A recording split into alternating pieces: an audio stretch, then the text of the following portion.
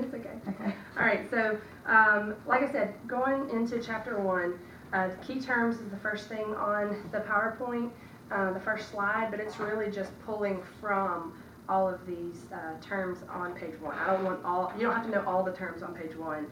You just need to know the terms that I've pulled out that are on the first slide. And as we walk through the chapter, kind of keep these in mind, and then go back and like highlight it in your notes or find it in the text or do whatever to pull out these. So demographics, ethnicity, heterogeneous, immigration, melting pot, or what is the melting pot metaphor, assimilation, globalization, ethics. Let's see, ethnicity, ethnic, and ethic is a different term. Universalist position and relativist position. And those two, universalist and relativist, fall under ethics. So when we get to that, we're going to look at the numbers. The second slide or the next slide. 2 million people cross international borders daily. 700 million travel a year for pleasure. That's a lot of people traveling. That's not all international travel. That's just traveling for fun.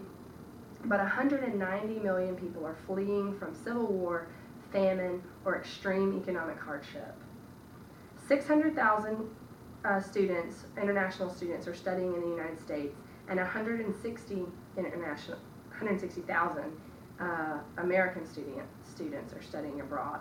So kind of like, why do we look at those numbers? That you don't have to memorize those numbers. You don't have to like that's not a test question. The whole point of those is to kind of show that there's a strong chance and a strong possibility that in your lifetime you're going to have some sort of intercultural contact with people. And the numbers also don't tell us why. Sometimes that contact ends in a positive exchange that makes people more curious about other cultures or have more cultural tolerance.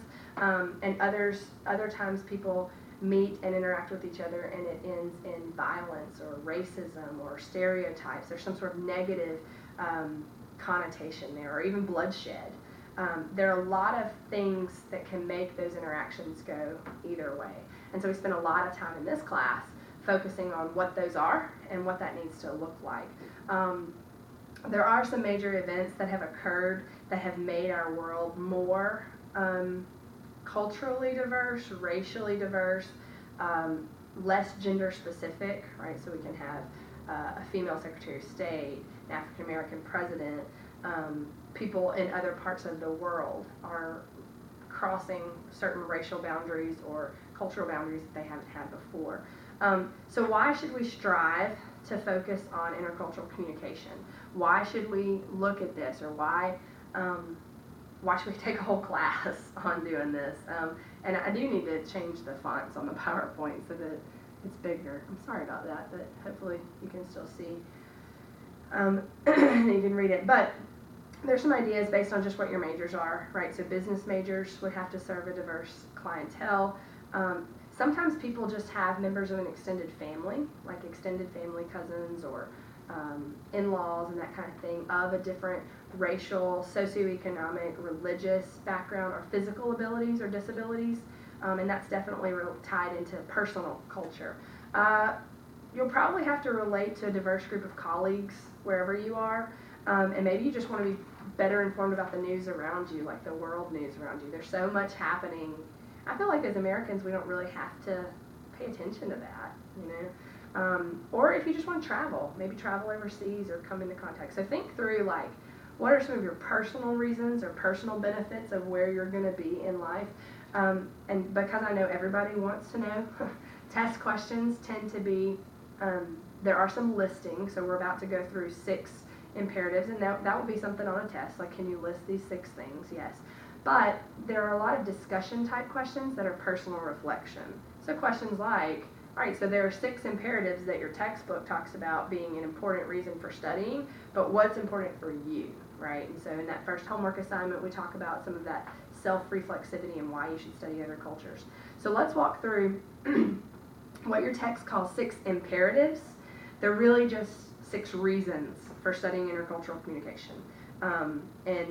And maybe one or more would be part of what you say would apply to you. The first one is the peace initiative, or the peace imperative. Interestingly enough, And I wonder if this is on a slide. Yeah, it's on the next slide. Interestingly enough, according for the Center for Systemic Peace, of the approximate, all right, so look at this, 75 armed conflicts in the world between 1990 and 2004, so 14 years, there were 75 armed conflicts. So we're talking about guns, right, and warfare. Only 10 have been traditional international conflicts. So that means 65 of them were what? Within their own country. It's not just within the U.S., but it's within any ethnic or political group within any country. So civil war in any country.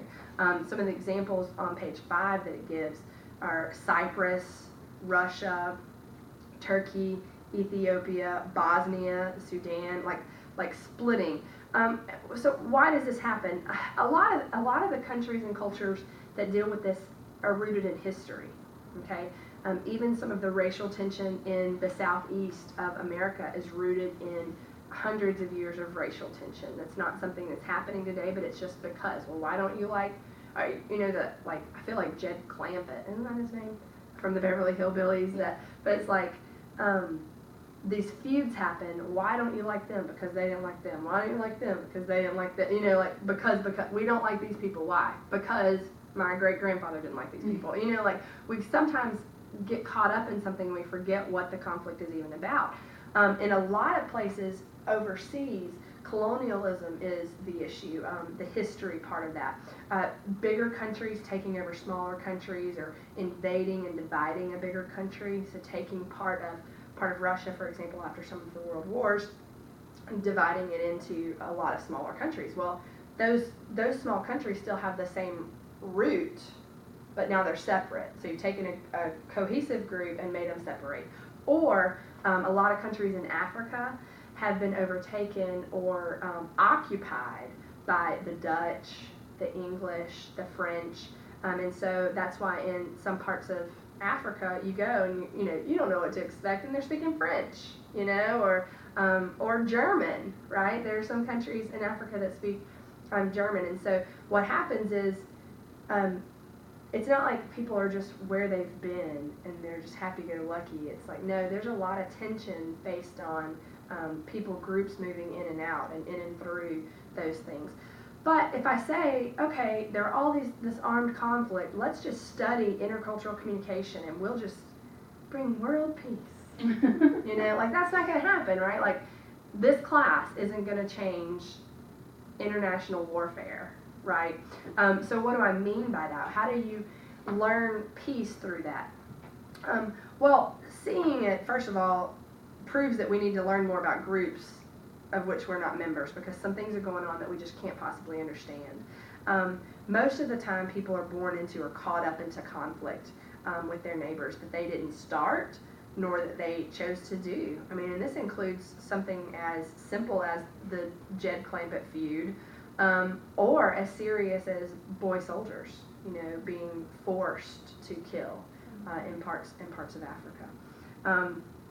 So what's interesting is we have things called like the Peace Corps and Peace Initiatives. So if you Google Peace Initiatives, you'll see things. Any idea what the Peace Corps does? I had a friend join the Peace Corps, and she was sent to Africa, and she was promoting peace in the land. Okay, that's their job. Her job specifically was to help teach the women of this village how to irrigate land for growing rice, how to make the water systems work so that rice could grow. Well, that sounds like feeding people, not peace. Mm-hmm. So how's that connected? Well, it is. Here's what's interesting about that. If you're desperate for something, you will go to greater lengths to get it. And so if food is scarce, people are on edge, right? And they will trample neighbors, right? They will invade another village to take their food source, right? Because they're starving, and you're going to preserve yourself. So there's some of this idea of, now, the Peace Corps sees teaching a way of life as a promotion of peace, teaching, there's some education involved, but there's also like how to be self-sustaining so that you don't have to depend on someone else. Because if you depend on someone else for anything in your life, any livelihood, if you depend on this village for this and this village for this, if they change their mind or if something happens, they can cut you off and you're an island, you're left to yourself. You've heard that phrase, you can give a man a fish and feed him for a day, but you can teach a man to fish and feed him for a lifetime. Even that's not totally true, because you can't control, will they always have bait and poles? Will the water source be there? Will the water stream be clean water, or will it be contaminated with disease? You can't. But yeah, so there are different levels of helping people who are desperate. You could feed them for a day, right? You can teach them to fish and then leave. You can give them your supplies and then leave, right? And then what happens when those supplies mess up? Or you can teach someone how to create their own supplies from the resources around them, right? And how to clean water, or how to look for things to make sure that the fish are, safe to eat. I mean, you see what I mean? Like, there are different levels. Peace initiatives in the States tend to be things, if you Google peace initiatives, there are things like community centers in lower income areas, after school programs, music programs is a big peace initiative. I think that's an interesting one. A lot of lower income places, they'll have after school, or people will put in like a music program. Why? Well, anything after school in low income societies tend to have people who are actually working a lot. Okay, so you'd think, nobody works, they don't make any money. Actually, people who make less money have to have more jobs, right? So it's the single mom in the middle of a poor neighborhood who's always gone, right? Because she's working 2 minimum wage jobs, 2 or 3. So her kids are there, right, taking care of themselves. Well, in those types of settings, people may get into gang-related stuff, or crime. It may not be gang, just too much time on their hands. And so people offer what they consider peace initiatives, teaching them a craft like music, or teaching them how to build something, or putting, you know what I mean? So peace initiatives aren't just like, the Secretary of State has the job to like go and talk to leaders of other countries and say, put down your weapons, let's come to an agreement. We're not going to do that. But we can recognize that peace comes from other forms, right? And peace comes from communicating and giving people opportunities, and peace comes from stepping out of your boundary and letting those spaces between groups and between people interact, if that makes sense. So any kind of after school thing, sometimes things like food pantries are considered peace initiatives in the States, because it does relax some of the desperation off of people. If they can go somewhere and get a hot meal, they don't have to rob someone of money or something like that. But typically, I think it's neat when you look at the jobs. That's something that would be interesting to look into, the jobs of the Peace Corps. What kind of jobs are included? And very rarely is it like going to, talk to the leaders of people, right? It's like getting into the core of a group of people and teaching them a way of life. So that's the first one, is peace. The second one is an economic imperative, an economic initiative. There's a reason to study cross-cultural understanding because of the global economy, right? Think of that. There will be a huge growth of multiple cultures represented in the U.S. businesses soon. Now, we've had something called affirmative action for a while, since the civil rights era, which basically means minorities have the right to have a job. And when we say minorities, we mean anybody besides white males, right? Anybody of any color, and females, okay? And so we have that, but we're talking about like multiple cultures from international spaces will also be in U.S. businesses soon. To work in any field, this concept of global economic principles have to be understood. In the workplace, people are hiring a lot of different ethnicities and diversities. companies need to market their product to lots of different cultural groups and overseas. We are globalizing. That's one of your terms, I believe. This basically means that we're spreading across the world via marketing, media, and culture. Okay, so I'll say that again. Globalization, we're spreading across the world via marketing, media, and culture. Okay, expanding into overseas markets through this process, and we usually go through marketing, media, and culture. And trading is crazy. Our biggest deficit with China is outrageous, and it keeps getting bigger. Something interesting that I've learned is there's really only one product that we export to China that is it's originally ours, and we give to them. And I always have people guess, but I'll just go ahead and tell you guys, it's chicken feet. Because they eat chicken feet in China. It's not necessarily a delicacy, it's not a cheap man's food, but they eat it in lots of different ways, pickled chicken feet or barbecue chicken feet, lots of things. Well, we have a lot of chicken in America. We don't eat the feet. So for every chicken, there's 2 feet that we can either throw away or sell to China. And so I think that's kind of funny. Americans are losing jobs, though, and poverty levels are growing because of this. In the middle of page 8 on paragraph 3, as globalization causes many American workers to suffer lower wages, America as a whole loses. Some also argue that globalization is the cause of growing poverty and inequality around the world. At the world level, the top 20% now has 82 times as much wealth as the bottom 20%, compared to a 30-to-1 ratio 50 years ago.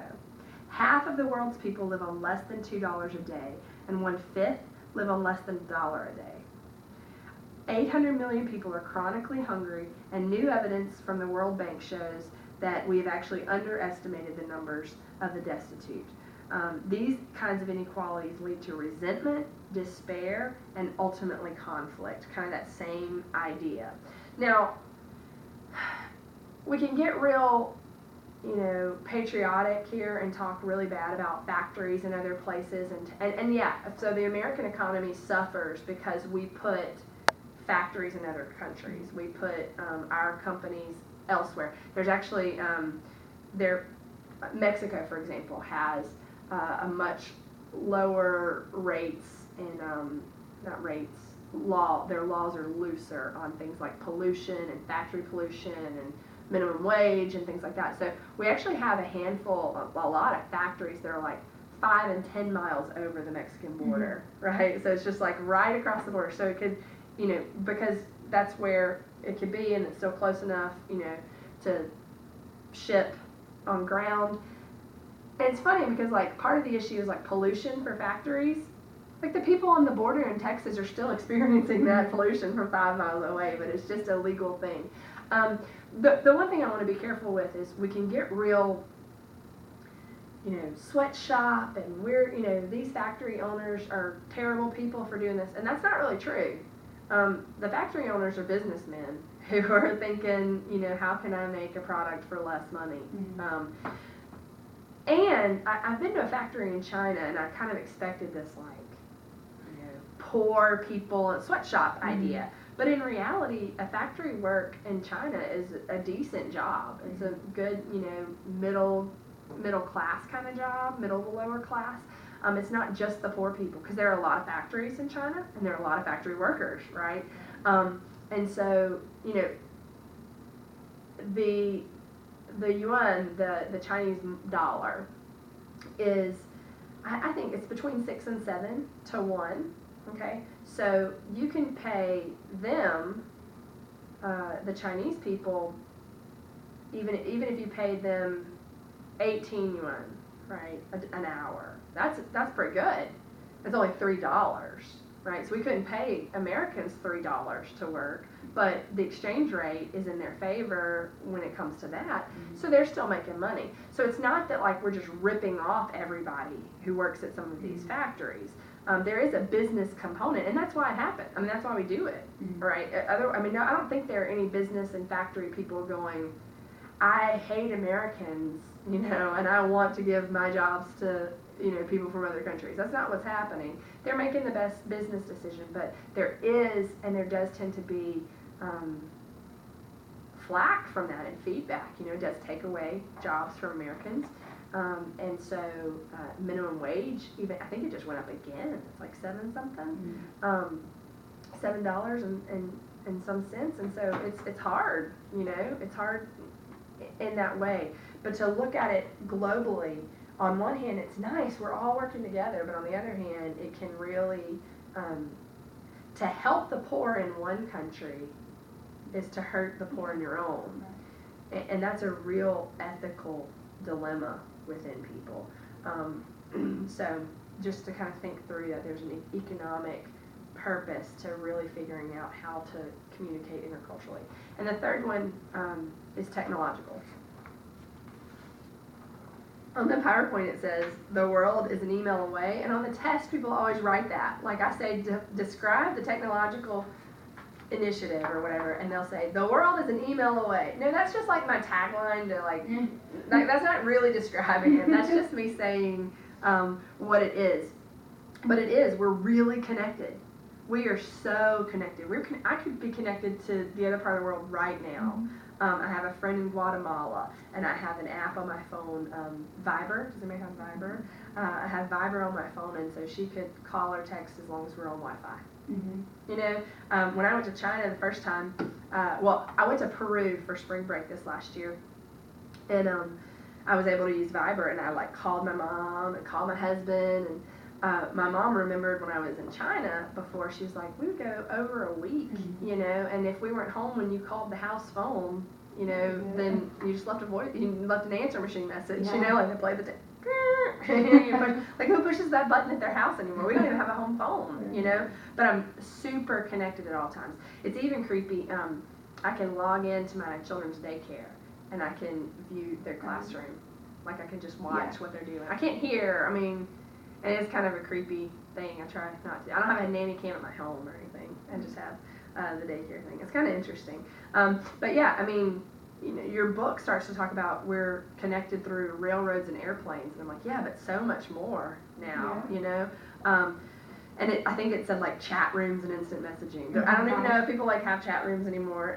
But any kind of social networking is incredible. I just downloaded, maybe by the time this video is ever seen, these things will already be out of style, but I downloaded Vine and Snapchat recently. I still don't get Snapchat, but it's because I can send pictures through my text messages, so I kind of feel like it's the same thing except it disappears. So you could be sketchy. Yeah. That's kind of what that's the only difference. I feel like it's a sketchy thing. But speaking of the internet, on page 10. Under technology and human communication, imagining life without the internet is the third paragraph. We estimate that the internet includes more than 1 billion websites. As of October 2008, so this is even 5 years old, 75% of adults and 91% of young people in the United States use the internet. Now, access is an important issue.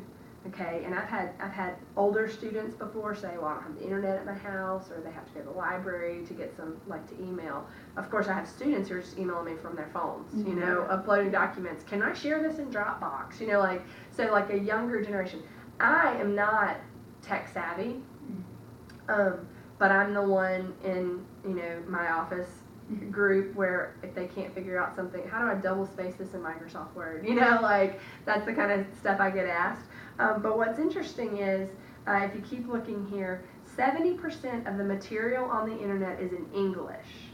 And most people who are searching for information use their native language, right? So whatever language you speak, that's the language you use when searching for something on the internet. However, if the information, 70% of it is in English, therefore you miss a lot of the information available. And studies found that 80 to 90% of food and health related institutions don't translate their websites into multiple languages, including information related to a crisis situation. And I think that that's something that's really, that we need to be aware of, right? You've got this haves and have-nots thing, and in this situation, the haves speak English, right? If you can get information, you speak English. And people who are poorer, people who don't have all of the right access, they don't have the access to the internet either, and the internet producers or providers aren't producing it in multiple languages. So it's kind of interesting to look at it and say, okay, the people who need food and health related information need it accessible, and we make it tech savvy, and it's not as user friendly. I mean, the point is to get the information out there. So we're so connected, but you're either connected or you're not. It's like, and there's this, they call it, the digital divide. It is drastic between age, like, older people have less digital information than younger people, right? Because it's a newer thing. I mean, I remember the first time I signed on to the internet, and there are some statistics again at the bottom of page 11. People are more likely to use the internet if they have family and friends who use the internet that can help them resolve internet-related problems, or who see the internet playing an important role in their life. More inequalities happen outside of the U.S. While there is a high internet usage in the high-tech countries of Asia, most of Western Europe, and North America, there are many countries, especially in Africa, where internet usage and even telephone service are almost non-existent. And there are pockets of low internet use all over the world. And it gives some percentages, like Somalia, only 1% have the internet usage.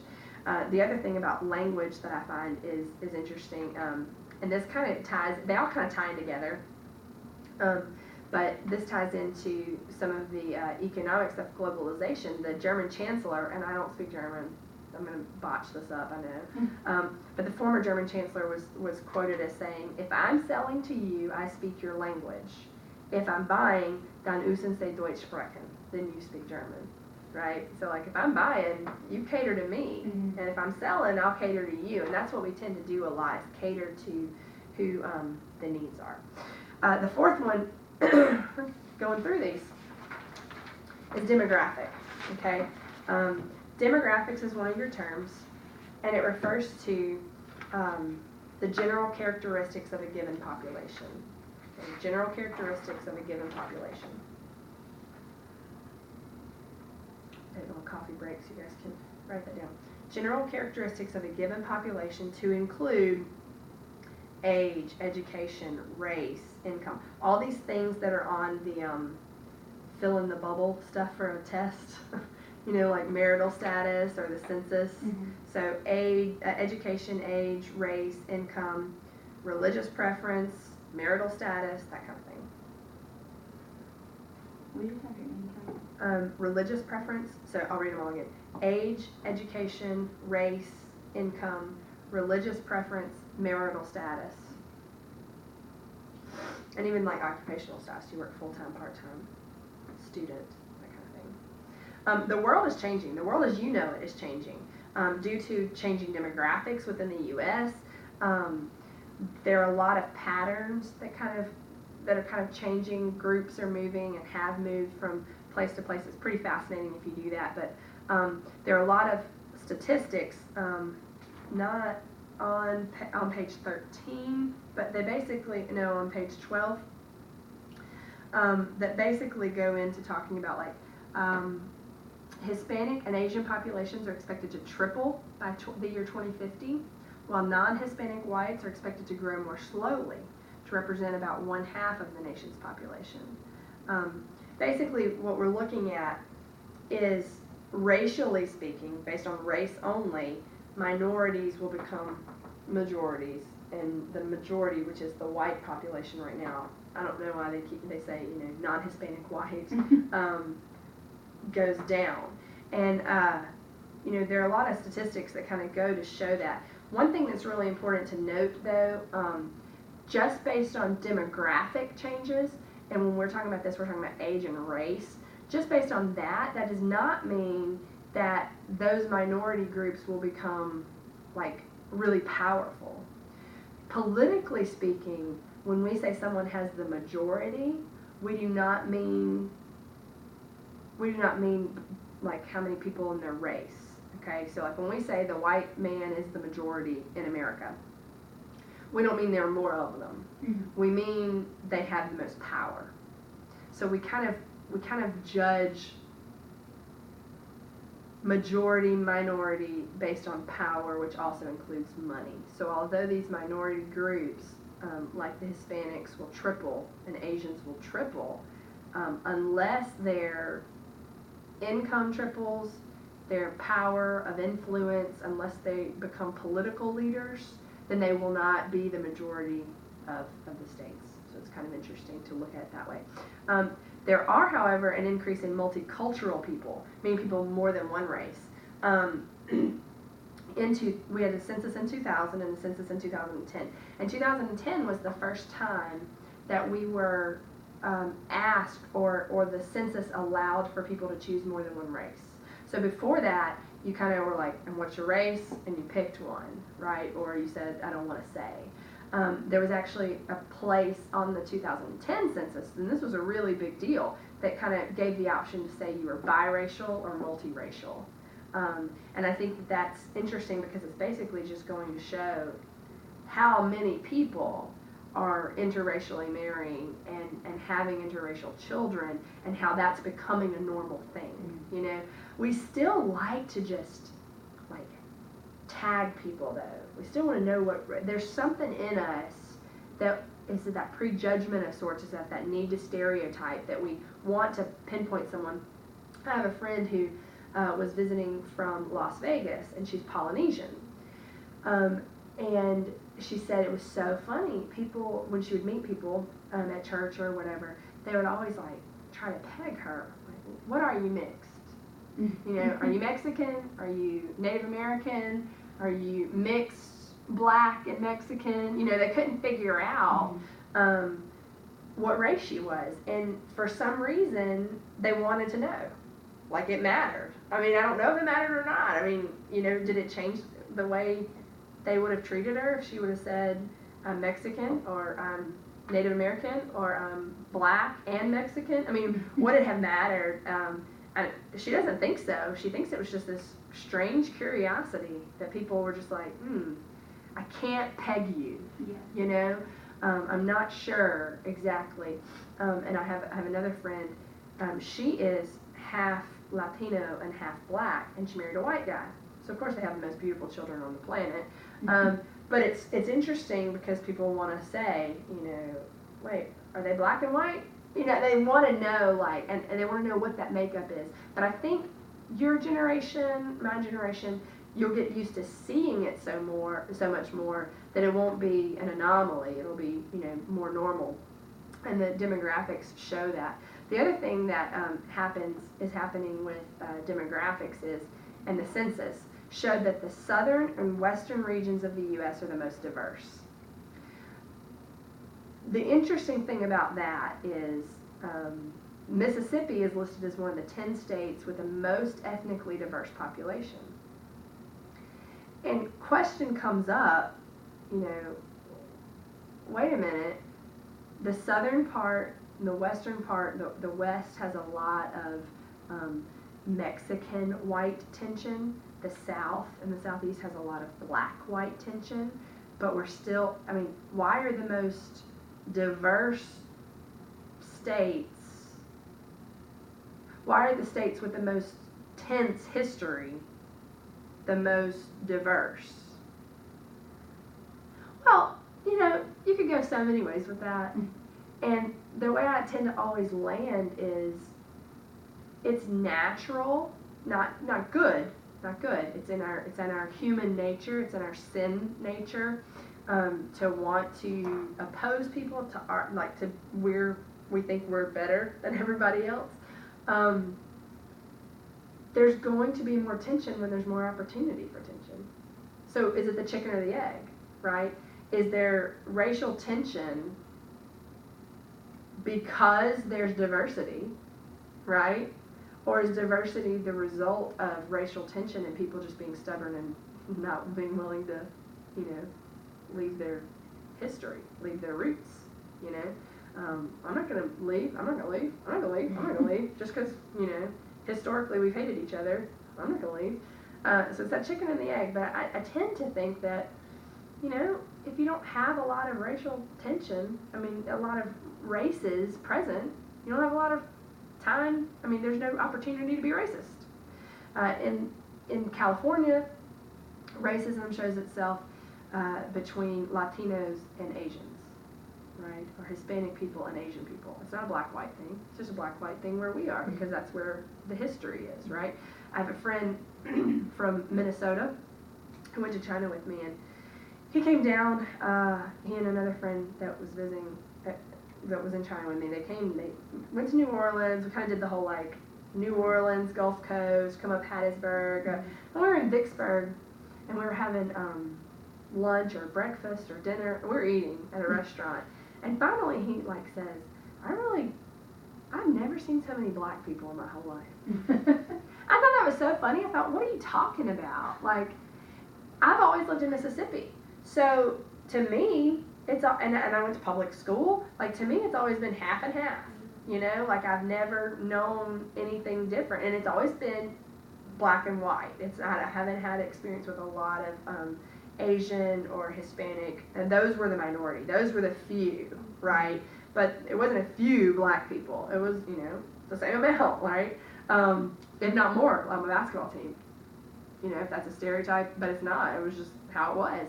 And so when he said that, I thought, are you kidding me? You live in Minnesota. Don't they have black people? And he's like, not a lot.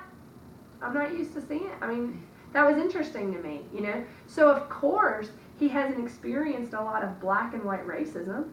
He hasn't been around a lot of black people, right? So he hasn't been around people to experience. He has experienced a lot of prejudice. It's not racism because they're the same race. He's experienced a lot of prejudice against Canadians in Minnesota, but not a racist issue between two physical races. Mm-hmm.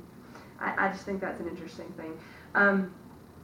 Heterogeneous, we're a heterogeneous culture. That is one of your terms too, and it's on page 13.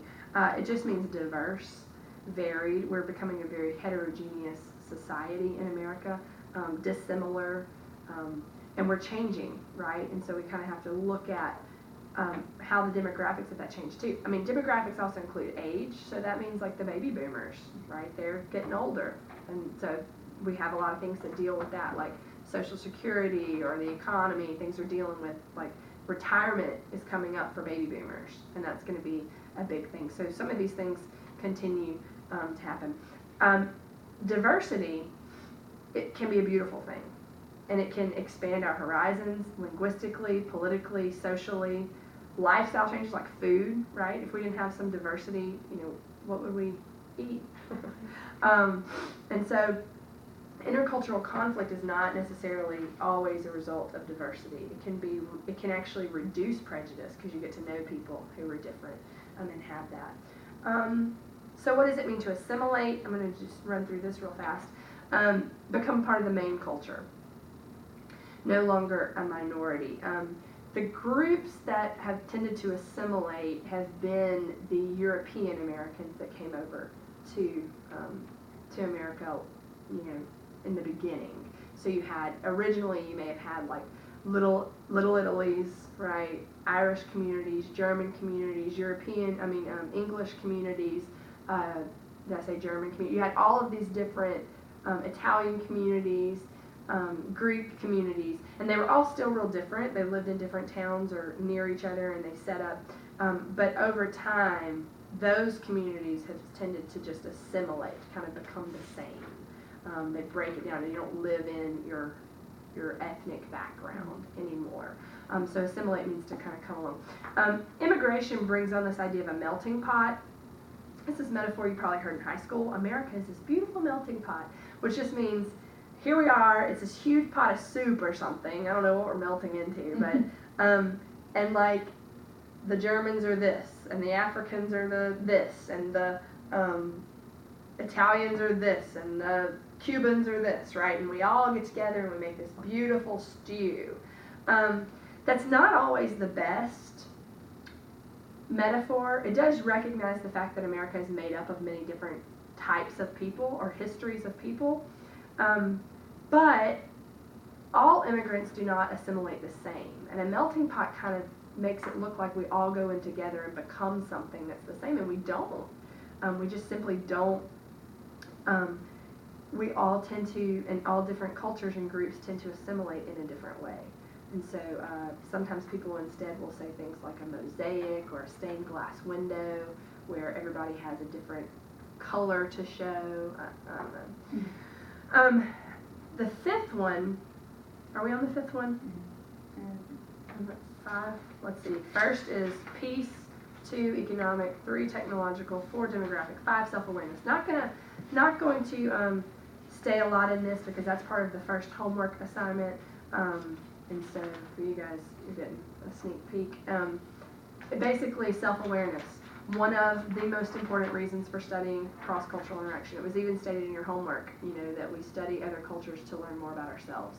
Peter Adler says, the study of intercultural communication begins as a journey into another culture and reality, but ends as a journey into our own. And I think that's a good way to look at it.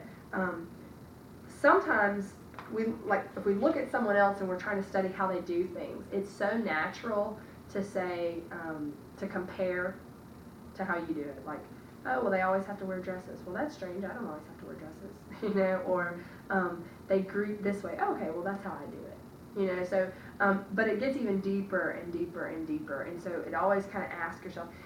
Now, try to teach yourself to hear a way somebody does something and say, that's interesting, or that's neat, instead of that's weird or they're crazy, okay? But just kind of recognizing, because they would also find your way to be different. So it's not always comfortable, learning how we're similar or how we're different, but it's there. And the sixth one is ethical, the ethical imperative. This is kind of a longer one, and we're going to go through a couple of different positions on this. What are ethics? Ethics is that do not confuse, like I said before, the term ethnic. I will take a moment here. I'm sure you'll hear this a lot though. When I say ethnic with an N, there are 3 terms: race, ethnicity, and culture that we tend to combine. Race is purely physical. Purely physical. It is only your DNA, okay? So race is the color and the texture of your hair, your bone structure, the color of your eyes, your skin pigmentation, like those things are race, okay? Like 100% cannot be changed, born DNA. Your culture, as we've talked about so much, is a way of life, right? The way people live their life and interact with their society. So one way I always try to remember the difference between race and culture, or tell people, if Tim and I were to adopt a child from Vietnam, okay, racially, that child would not become white just because he or she was adopted into my family, okay? Racially, that child would still be Asian. This is the Asian race, okay? It's not Vietnamese as a nationality. So she would not be Vietnamese because she'd be American, right? But racially, she would be Asian. Culturally, she would be American, my culture. And so more specifically, she'd be closely related to the middle class white American culture. Ethnically is somewhere here in the middle. Ethnic identity is, and we'll talk about this later, but just I'm kind of giving you a teaser now so that you can notice the difference. Where race cannot be changed, and race is something you're born into with your DNA, ethnicity is something that you sort of choose to identify with. So ethnicity is where you sort of choose the cultural identity. So that child could choose to identify with Asian Americans, okay? Or the child could choose to identify as my own, like, middle-class white, culture. And that would kind of determine the ethnicity. One way for ethnicity, another, to look at, too, is if you've ever heard people, and I guess this may be a Mississippi thing because we do have the black-white tension more than others, but if you have, like, a white person who hangs out with a lot of black people, they tend to say terms like that person acts black, right? Or that person acts white. There was actually a Chinese guy, an international student who is here maybe 3 or 4 years ago. His English name was Cloud, like in the sky, and he acted black. He listened to hip hop music. He got cornrows in his hair. He wore, baggy pants, and so everybody was like, "That's a black Chinese guy." Well, that's stupid to say because he's not black. He's Asian, right? His race didn't change, but he ethnically chose to associate with the African American population that he was around. Now, not all African American populations wear baggy pants and cornrows. You see what I mean? So it's this weird, but ethnicity is like a self-identification that is tied to culture and race. And so sometimes we say things like we confuse ethnicity and race. We don't, but race is 100% physical, DNA, can't change it, born into it, not, so like if you adopted a kid of another race, you're not going to make his or her hair like yours. It's going to be different, So that was a total sidebar, sorry, because I'm actually talking about ethics, not ethnic. Ethics would be basically right and wrong. The technical definition is principles of conduct that help govern behaviors of individuals or groups. So principles of conduct that govern behavior. In cultural terms, it's the judgment of standards of behavior considered right and moral in a certain culture. Basically what's right or wrong. And how do we know what a culture values? How do we know the ethics of a culture? If you, in your group report later in the semester, we're going to do ethics of a culture when you're doing your country's report. One way you would want to figure out what their ethics were is you look at their laws, right? Well, what's against the law? We used the example earlier, some countries, women can't work, right? So they consider it wrong for women to work. There are some countries where divorce is actually not allowed, it's not legal. So they believe in staying together. Some countries, allow many wives, and that's or homosexual marriage. You can look at or the right to have an abortion or not. These are things that you look at and you can see what does this people as a whole, right? As a whole, as a law, or the people in charge, because sometimes it's not democratic. But it's this idea, you can look at it and say, sometimes these ideas of right and wrong obviously collide. If I believe something's right and you believe that it's wrong, like we have a differing of opinion, that can bring some of this conflict that we've talked about. So should I just say what's right for you is right for you, and what's right for me is right for me? Or do I have a bigger side of that says, no, this is right, There actually is an example in your text about bribery and how in some places, what we would consider bribery,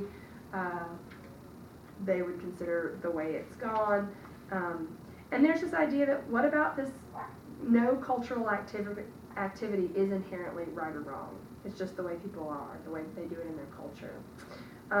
There are two positions to take on this, and this is part of the key terms. A universalist and a relativist, okay? I'm going to give you just a real basic definition of each. We'll probably have a conversation about this in class, okay, to actually have this. So I'm going to present it and then the conversation will happen later. But a universalist position would be an ethical approach that basically emphasizes the similarity of people across cultures, right? They would look at and identify acts or conditions that most society think of as wrong, like murder, treason, theft. They would kind of say this is a general wrong, okay? We can get, and I know I'm going to step on some toes here, we can get touchy about this as Christians because we would say the Ten Commandments. Those are laws that everybody in the world should follow. Okay? You can believe that they should follow it, but the first couple of laws deal with having no other gods, right? Or only honoring the one true God. And that's not necessarily a law that can be enforced into other parts of the world. However, especially when dealing with the conflict of Christians and Muslims, who is the one God, can come into conflict in and of itself. So, but a universalist would sort of say there are certain things that is just not rape, right? It's just not acceptable in any cultural setting. Relativist position, however, it's an approach to ethics that says any cultural behavior can be judged only within the cultural context that it occurs. So basically, only the community can judge the ethics of its members. So like a tribe A and tribe B may have different ways of birthing children, right? What they consider to be right or wrong or connected to that. Well, tribe A has to decide if tribe A is doing it right, and tribe B decides for tribe B. They don't, try for the other. One area that I'll tell you that's really funny, I've actually changed my mind on is the idea of arranged marriages.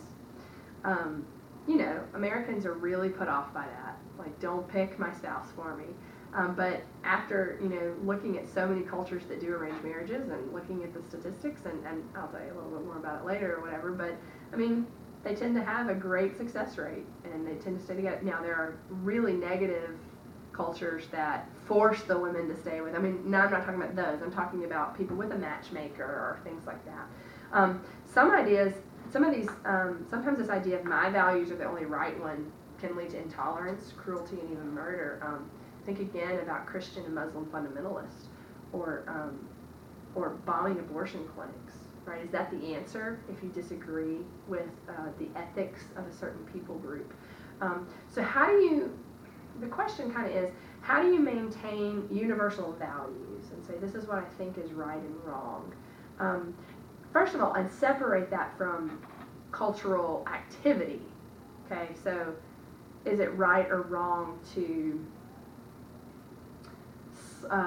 carry your child, on your back while you work all day, with a sling? Well, maybe neither, right? Right or wrong. That's a cultural activity that women in certain parts of the world do. It's not right or wrong. It's okay, So first of all, separate the idea of what we consider to be right and wrong, like a value system, from an activity that's occurring, okay? But then how do you keep those ideas of right and wrong and still respect cultural differences? I don't have an answer for you. I think that's one of those questions that we really need to ask and pray about and, see what that looks like. Too often, though, we take cultural activities and treat it like the wrong thing. You know what I mean? Like we treat it just because it's different. You eat with your hands? Ugh, you're so wrong. Okay, well, we're not talking about wrong there. We're not talking about, like, sin or not sin, right? We're just talking about difference. So I'm going to leave you with that, and we'll talk a little bit more. There are 4 things. This is kind of the last slide, I believe. There are 4 things that you can do to be what we consider an ethical student of culture, okay? The one is practice self-reflexivity. Man, I feel like I've said this a lot in this lecture because we talk about it from the homework. We talk about it as the self-awareness imperative, but here it is again. Basically, try to understand your place in society. This includes reflecting on what you believe and what you think, why you believe that. So like I just mentioned, why did I not believe in arranged marriages? Right? And then what changed my mind? Why would I not believe in something else, or why do I believe this? I think everybody kind of everybody has to do that with lots of things, right? And we usually only do that for like big decisions. Why do I believe what I believe in faith, right? Why am I a Christian? Why am I a Muslim? Why am I a Jew? Or why do I want to be this major, right? What do I want to do with my life? What do I want to do? We also just need to think about that on little things. Like, why do I think eating with a fork is better than eating with my hands? Because I was just given a fork when I was a kid. Like, there's nothing more to it, But recognizing that I think that that's the better way to do it. And why do I think that? Oh, only because that's what I was exposed to. I didn't know anything different, you know? So just kind of looking at that. Discovering yourself is not necessarily simple, but it is the first step in looking at this. The second one is learn about others. Studying other cultures is studying other people, okay? So although it's just a few of us in a classroom, we're talking about people who have real lives, right? We're talking about people who are living these lives. And our reactions to them have very real consequences for them and for us. Even when you're doing like your international interview, make sure you're speaking with people and to people, not just for them or about them, right? We're really learning about someone who is a person, who has a soul, who has tears and fears just like you. The third one is listen to the voice of others. Hearing other people's experiences leads to a new view of the world. This is brand new, but it was just last week where the 3 girls were rescued in Ohio. Right? Nobody's heard their story yet because they're still in healing mode. But in that process, I found an article just last night, and I was reading probably 10 other people who had been abducted and released or freed or found. Some of them are really popular. The J.C. Dugard, Elizabeth Smart, those people. And just reading their stories of their experiences and how they, even that, just learning like what they'd gone through. So we're not even talking about someone in a different culture. We're just talking about someone with a different experience from you, and just listening to their voices. And make sure, it's hard, especially for people like me, to listen and not talk, but to really try to see. But you have to be curious and open and empathetic to do this well. And a lot of people, some people just don't have a natural curiosity for other cultures, for people who are different. Hopefully, you'll see a lot of different reasons during the course of this class to develop that curiosity, but it's fine, it's fine if you haven't. This is just the third step. And you can't really understand someone until you've really listened to him or her carefully, heard their story, even if it's someone that you think would be in a similar culture, storytelling is vital to the human experience. I have a friend, she goes to our church, and we have a small group, and we took turns for a while there. Some people brought PowerPoints and pictures, and it's like your testimony, but we were just telling our full story. Like, let me just tell it to you. Let me tell you where I come from, how I interact with people. And this girl she drove me nuts. Okay, like she annoyed me every time she came in the door. I was like hoping somebody else would talk to her. I know that sounds terrible. It sounds terrible. And do you know, my entire attitude, heart changed for this person after I heard her story. Everything made sense. Everything. I was no longer even annoyed, and I didn't pity her. It wasn't like I heard her story and I thought, I've got to be nice to her. She had a rough life. That wasn't even it. It just made sense. Like all of a sudden everything pieced together. Listening to people just brings a new connection. And I had known this person for at least 6 months before that, at least 6 to 8 months. We just hadn't sat down, and she had not had the opportunity to just tell us who she was. I just knew the surface conversation. So this doesn't always apply to just people who are different, but it absolutely does apply to them as well. And the fourth one is developing a sense of social justice. When you know more, you're responsible for more. The book mentions that,